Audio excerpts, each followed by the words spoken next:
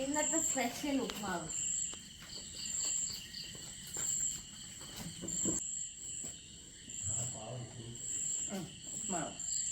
ഉപ്മാവ് വേണ്ടാത്തവർക്ക് ഇലയുടെയുണ്ട്. നല്ല ടേസ്റ്റ് ഉണ്ട് കേട്ടോ. നല്ല അരിയാട്ട് നോക്കിയ ഒന്നും ഉണ്ടാക്കി തിന്നു. നമുക്ക് വേണ്ട ഉപ്മാവ് ഇലയുടെ എടുത്തോ. ഇലയുടെ അടിപൊളിയാ. കലെന്ന് പറയുന്നത് ചെക്കൻ പറഞ്ഞത് ശരിയാണ്.